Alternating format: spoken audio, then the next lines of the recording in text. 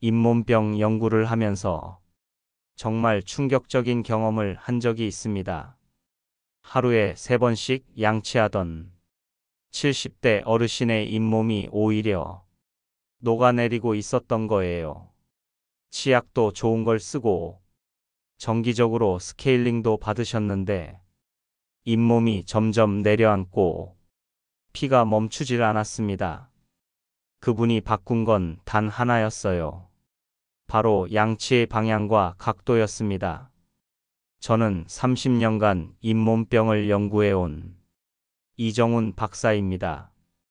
그동안 수많은 분들을 만나면서 한 가지 확실하게 알게 된 게 있어요. 잇몸병은 대부분 잘못된 습관에서 시작된다는 겁니다. 아무리 좋은 치약을 쓰고 비싼 관리를 받아도 기본적인 양치 방법이 틀리면 소용이 없더라고요. 오늘은 제가 직접 확인한 내용을 말씀드리려고 합니다. 단돈 2,000원으로 잇몸 세균을 없애고 잇몸을 되살리는 실제 관리법입니다. 특별한 장비나 비싼 약이 필요한 게 아니에요. 여러분이 지금 당장 오늘부터 바꿀 수 있는 생활 속 작은 습관들입니다. 많은 분들이 잇몸에서 피가 나면 양치를 덜 하거나 칫솔을 바꾸시죠. 하지만 그건 근본적인 해결책이 아닙니다. 잇몸이 왜 녹아내리는지 그 원인을 정확히 알아야 제대로 막을 수 있거든요. 오늘 이 이야기를 끝까지 들으시면 여러분의 잇몸 관리 방식이 완전히 달라질 겁니다. 가족 중에 이런 경험이 있는 분 계신가요? 양치는 열심히 하는데 잇몸에서 계속 피가 나거나 이가 흔들리는 분 말이에요. 댓글로 공유해 주시면 제가 직접 답변 드리겠습니다. 제가 잊지 못하는 분이 한 분 있습니다. 72세 박순자님이셨어요. 그분은 양치만 열심히 하면 잇몸병이 다 나을 줄 알았다고 하시더라고요. 하루에 3번 꼬박꼬박 양치하고 치실도 쓰고 입가심도 자주 하셨대요. 그런데 어느 날부터 양치만 하면 피가 나기 시작했고 밥 먹을 때 이가 시려서 식사량도 점점 줄어들었습니다. 치약을 바꿔보고 칫솔도 여러 번 바꿔봤지만 나아지지 않았어요. 오히려 잇몸이 더 내려앉는 것 같아서 불안해하시다가 결국 저를 찾아오셨죠. 그때 제가 자세히 살펴보니까 문제가 명확했습니다. 양치를 열심히 하시는 건 맞는데 방향이 완전히 잘못되어 있었던 거예요. 그분께 알려드린 건 새로운 약도 비싼 시술도 아니었습니다. 딱 3가지 습관이었어요. 양치 각도를 바꾸는 것, 잇몸 전용 살균법, 그리고 치간 칫솔 올바르게 사용하는 방법이었습니다. 이 3가지만 제대로 하시면 충분하다고 말씀드렸죠. 놀라운 건 그 다음이었어요. 박순자님은 단 3주 만에 양치할 때 피가 멎었고 식사도 다시 편하게 하실 수 있게 되셨습니다. 6주 후에는 흔들리던 어금나 많이 안정되었다고 하시더라고요. 특별한 걸 한 게 아니라 그냥 양치 방법을 바꾼 것뿐인데 말이에요. 잇몸병은 결국 생활 습관의 병입니다. 약이나 시술로 일시적으로 좋아질 수는 있어도 근본적인 습관을 바꾸지 않으면 계속 재발할 수밖에 없어요. 반대로 올바른 습관만 들이면 잇몸은 생각보다 빨리 회복됩니다. 오늘 이 영상에서 말씀드릴 내용은 여러분의 잇몸 관리 방식을 완전히 바꿀 수 있는 중요한 지혜입니다. 끝까지 보지 않으시면 가장 중요한 실천법을 놓치게 되세요. 마지막에 나올 단 하나의 습관이 모든 것을 바꿀 수 있거든요. 혹시 아직 구독과 좋아요를 누르지 않으셨다면 지금 바로 눌러주세요. 이 채널은 여러분이 건강한 노년을 응원합니다. 이런 중요한 정보를 더 많은 분들이 알 수 있도록 구독과 좋아요로 응원해 주시면 정말 감사하겠습니다. 끝까지 보시면 왜 지금 당장 여러분이 작은 습관을 바꿔야 하는지 분명하게 깨닫게 되실 겁니다. 여러분의 양치 습관을 바꾸는 작은 실천만으로도 충분히 잇몸은 살아날 수 있거든요. 그래서 이제는 우리 일상에서 잇몸을 망가뜨리는 진짜 원인들을 하나씩 짚어보겠습니다. 가장 먼저 말씀드릴 건 양치 방향입니다. 많은 분들이 칫솔을 좌우로 빠르게 움직이면서 양치하시죠. 이게 잇몸병의 가장 큰 원인 중 하나예요. 칫솔을 가로로 흔드는 습관이 잇몸을 미세하게 깎아내리기 때문입니다. 마치 사포로 나무를 문지르는 것처럼 조금씩 조금씩 잇몸이 닳아 없어지는 거예요. 한국치주학회에서 발표한 보고서를 보면 이게 정확히 나와 있어요. 가로 방향으로 양치를 계속하는 사람들은 잇몸 퇴축 위험이 2.8배나 높았습니다. 거의 3배 가까이 되는 차이예요. 아무리 열심히 양치해도 방향이 틀리면 오히려 잇몸을 망가뜨리는 겁니다. 아까 말씀드린 72세 박순자님도 바로 이 문제였어요. 평생 가로로 양치하시다 보니 잇몸이 점점 내려앉은 거죠. 특히 송곳니 부분이 많이 패여 있었습니다. 그래서 제가 알려드린 방법이 바로 덜덜 양치법이었어요. 칫솔을 잇몸 쪽으로 45도 기울이고 제자리에서 진동만 주는 겁니다. 좌우로 움직이는 게 아니라 그냥 제자리에서 덜덜덜 떨듯이 진동을 주는 거예요. 이렇게 하면 칫솔모가 잇몸 사이사이 들어가서 세균막을 제거하면서도 잇몸은 상하지 않습니다. 여기서 주의하실 점이 있어요. 칫솔을 밀거나 세게 문지르면 잇몸 상피가 벗겨집니다. 부드럽게 진동만 주셔야 해요. 힘을 빼고 칫솔모가 잇몸에 살짝 닿는 정도로만 하시면 됩니다. 여러분은 지금 어떤 방향으로 양치하고 계신가요? 두 번째로 말씀드릴 건 양치 후 헹굼 습관입니다. 많은 분들이 양치 후에 물로 여러 번 세게 헹구시죠. 그런데 이게 문제예요. 너무 세게 헹구면 치약 속에 들어있는 항균 성분이 바로 씻겨나가 버립니다. 치약에는 불소나 항균 성분이 들어있어서 양치 후에도 한동안 입안에 남아서 세균을 억제해 주거든요. 그런데 물로 여러 번 헹구면 이 성분들이 다 사라지는 거예요. 서울구강관리연구소에서 실험을 했더니 재미있는 결과가 나왔어요. 양치 후 물 헹굼을 딱 한 번만 한 그룹이 잇몸 염증 완화율이 23%나 더 높았습니다. 헹굼 횟수를 줄였을 뿐인데 효과가 확연히 달라진 거죠. 제가 만났던 68세 최명호 님이 딱 이런 경우였어요. 매번 양치 후에 5번 이상 헹구셨대요. 깨끗해야 한다는 생각에 물로 계속 헹구신 건데 오히려 효과가 없었던 겁니다. 헹굼을 한 번으로 줄이도록 알려드렸더니 2주 만에 피가 멎었어요. 그래서 제가 권해드리는 방법은 이겁니다. 양치 후에 입안을 한 번만 가볍게 헹구세요.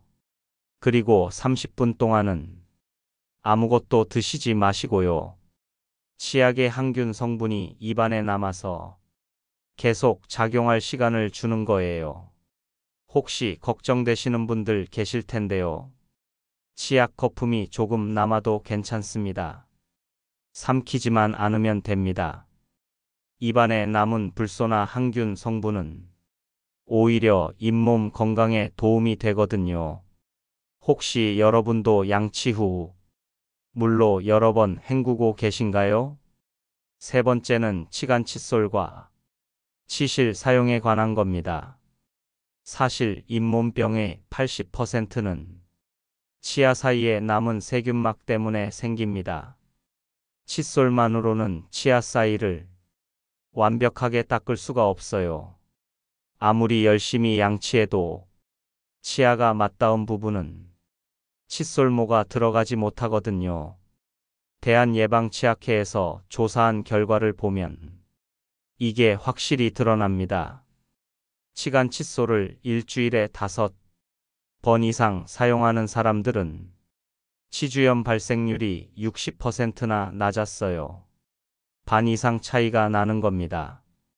그만큼 치아 사이 관리가 중요하다는 거죠.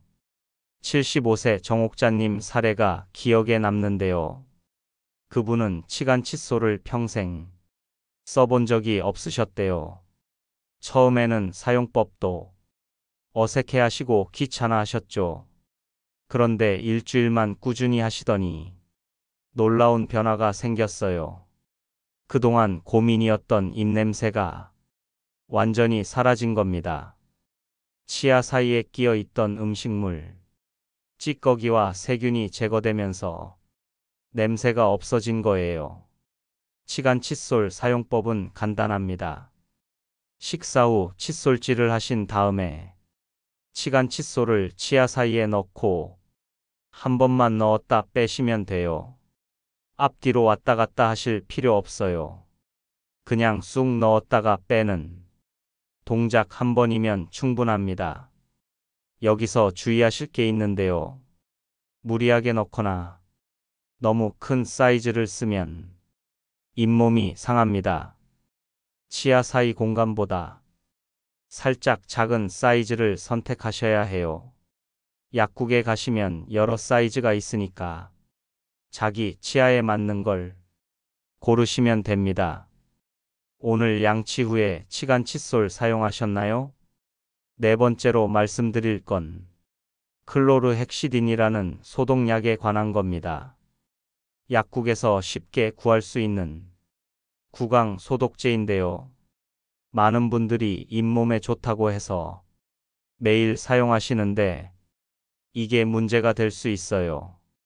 클로르헥시딘은 분명히 효과가 좋습니다.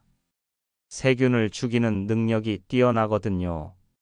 하지만 매일 사용하면 입안의 세균 밸런스가 무너집니다. 우리 입안에는 좋은 세균도 있고 나쁜 세균도 있어요. 클로르헥시딘은 구분 없이 모든 세균을 죽이기 때문에 좋은 세균까지 없애버리는 겁니다. 그러면 오히려 입안 환경이 나빠질 수 있어요. 영국 덴탈 헬스 리뷰에서 발표한 자료를 보면 이런 내용이 나옵니다. 클로르헥시딘을 매일 사용한 경우 착색이나 미각 이상 같은 부작용이 35%나 발생했다고 해요.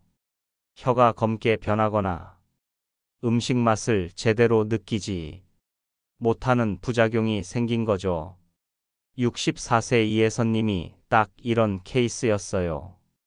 잇몸에 좋다고 해서 매일 아침 저녁으로 클로르헥시딘으로 가글을 하셨대요. 그런데 2개월쯤 지나니까 혀가 점점 검게 변하기 시작한 거예요. 처음에는 몰랐는데 나중에 거울 보고 깜짝 놀라셨다고 하더라고요. 바로 사용을 중단하시고 한 달쯤 지나니까 다시 정상으로 돌아왔습니다. 그래서 제가 권해드리는 방법은 이겁니다. 클로르헥시딘은 잇몸에서 피가 날 때만 3일 정도만 쓰세요. 아니면 치간 칫솔에 살짝 묻혀서 문제가 있는 부위에만 국소적으로 사용하시고요. 매일 전체적으로 각을 하는 건 피하시는 게 좋습니다. 또 하나 주의하실 점은 직접 희석 비율을 조절하시면 안 된다는 겁니다. 농도가 너무 진하면 부작용이 생기고 너무 묽으면 효과가 없거든요. 약국에서 약사님과 상담하신 후에 정확한 사용법을 듣고 쓰시는 게 안전합니다. 혹시 이 약을 매일 사용하고 계신가요? 다섯 번째는 스케일링을 미루는 습관입니다. 많은 분들이 스케일링을 받으면 이가 시리다거나 잇몸이 더 나빠진다고 생각하세요. 그래서 계속 미루시는 분들이 많은데 이게 정말 위험합니다. 치석은 그냥 단순한 때가 아니에요. 세균이 번식하는 집입니다. 치석이 쌓이면 그 안에서 세균들이 계속 증식해요. 그리고 그 세균들이 독소를 만들어내면서 잇몸을 공격하는 겁니다. 아무리 양치를 열심히 해도 이미 굳어버린 치석은 칫솔로 제거가 안 됩니다. 반드시 스케일링으로 제거해야 해요. 국민건강보험공단에서 통계를 낸 걸 보면 명확합니다. 1년 이상 스케일링을 미룬 사람들은 잇몸병 발생 확률이 2배나 높았어요. 정기적으로 받는 사람들에 비해서 말이죠. 1년에 한 번만 받아도 잇몸 건강이 확연히 달라지는 겁니다. 70세 박철수님 사례가 생각나네요. 그분은 스케일링이 무섭다고 3년 동안 한 번도 안 받으셨대요. 그러다 보니 치석이 엄청나게 쌓였고 잇몸에서는 계속 피가 났죠. 제가 설득해서 겨우 스케일링을 받으셨는데 놀라운 변화가 있었어요.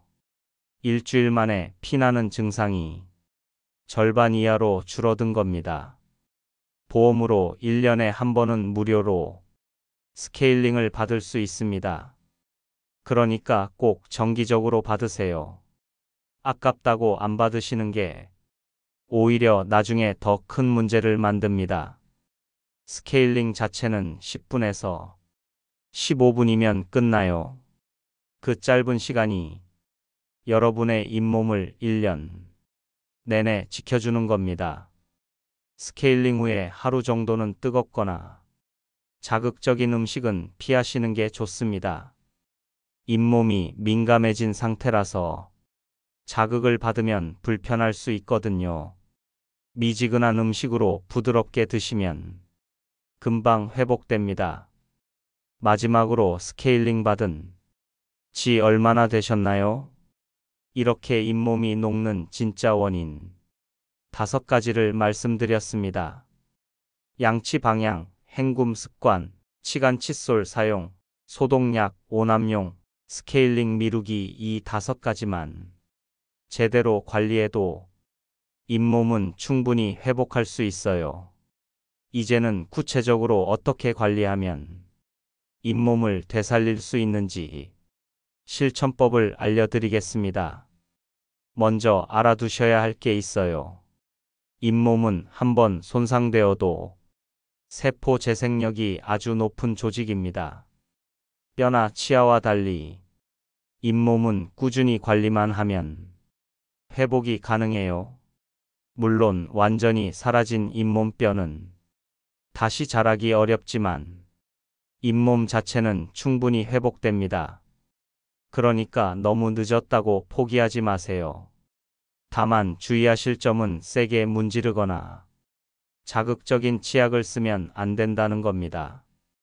요즘 미백 치약이나 치석 제거 치약 같은 게 많이 나오는데요. 이런 제품들은 연마제가 많이 들어 있어서 오히려 잇몸을 약하게 만들 수 있어요. 순한 치약을 선택하시는 게 좋습니다.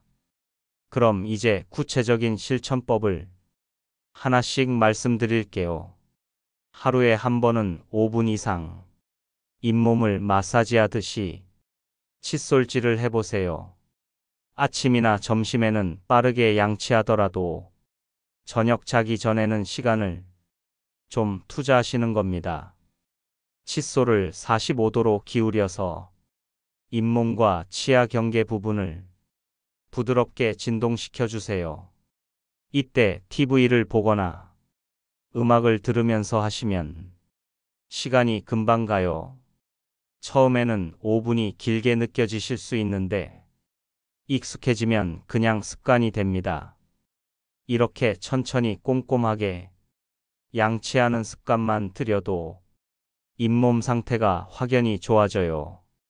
두 번째는 식사 후 30분 내에 세균막을 제거하는 겁니다. 음식을 먹고 나면 입안에 당분이나 단백질이 남잖아요.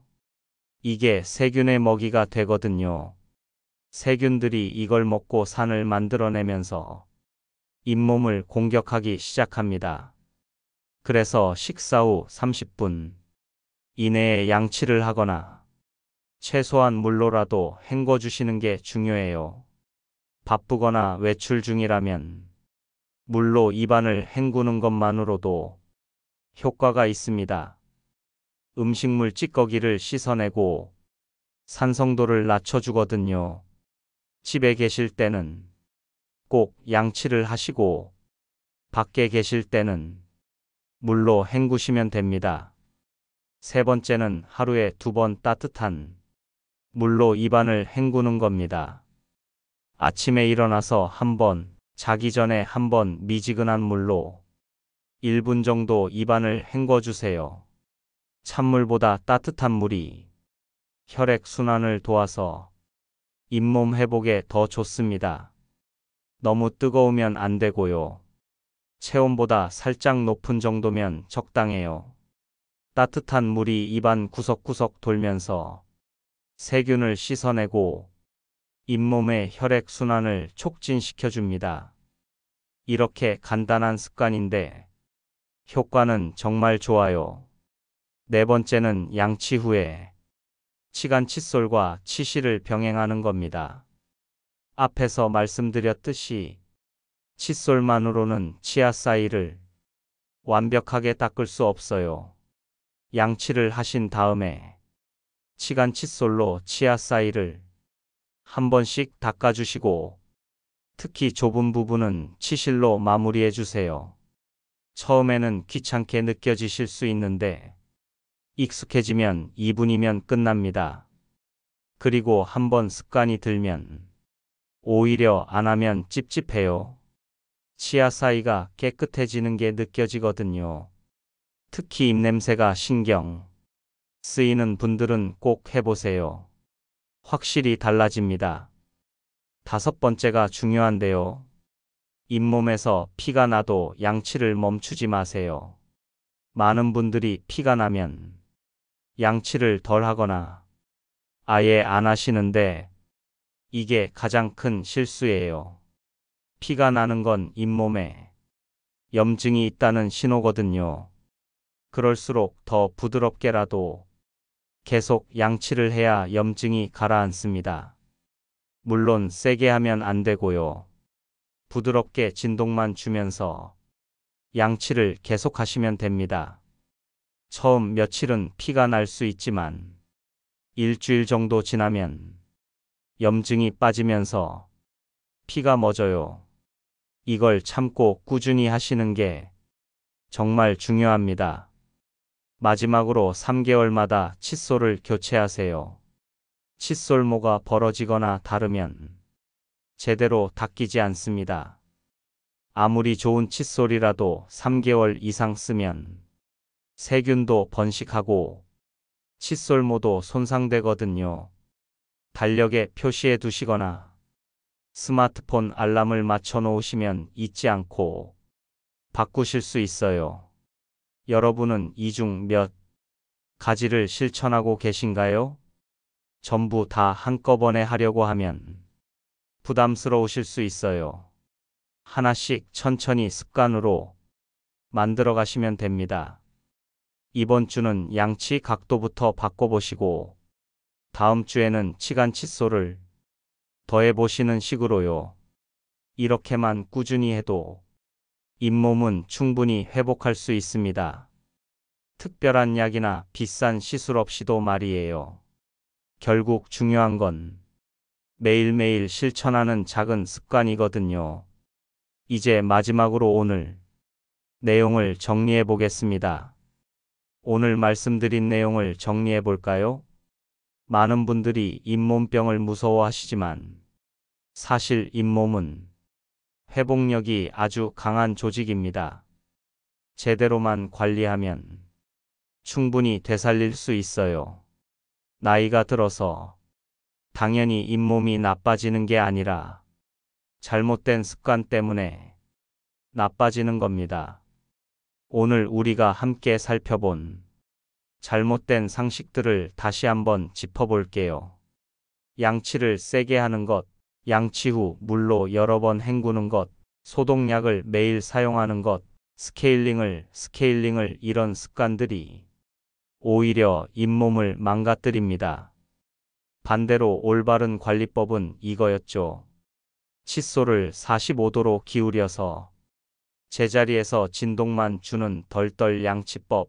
양치 후 물 헹굼은 한 번만 가볍게 하기. 클로르헥시딘은 3일만 짧게 사용하기. 치간 칫솔을 매일 사용해서 치아 사이 관리하기. 1년에 한 번 꼭 스케일링 받기. 이 5가지만 지켜도 잇몸은 달라집니다. 잇몸을 제대로 관리하면 어떤 변화가 생길까요? 우선 양치할 때 피가 멎습니다. 흔들리던 치아도 점점 안정이 돼요. 입냄새가 사라지고 음식을 먹을 때 시린 증상도 줄어듭니다. 무엇보다 씹는 즐거움이 다시 돌아오죠. 반대로 계속 잘못된 방법으로 관리하면 어떻게 될까요? 잇몸은 점점 더 내려앉고 치아가 흔들리기 시작합니다. 결국에는 치아를 뽑아야 하는 상황까지 갈 수 있어요. 틀 일을 하게 되면 음식 맛도 제대로 못 느끼고 소화도 안 되죠. 건강이 전반적으로 나빠지는 겁니다. 72세 박순자님 이야기 기억하시죠? 그분은 단 3주 만에 변화를 경험하셨어요. 특별한 걸 한 게 아니라 양치 방법만 바꾼 건데 말이에요. 여러분도 충분히 할 수 있습니다. 나이는 중요하지 않아요. 지금부터 바로 시작하시면 됩니다. 오늘 당장 실천할 수 있는 단 하나를 꼽으라면 이겁니다. 오늘 저녁 양치할 때 칫솔을 잇몸 쪽으로 45도 기울여서 제자리에서 진동만 주세요.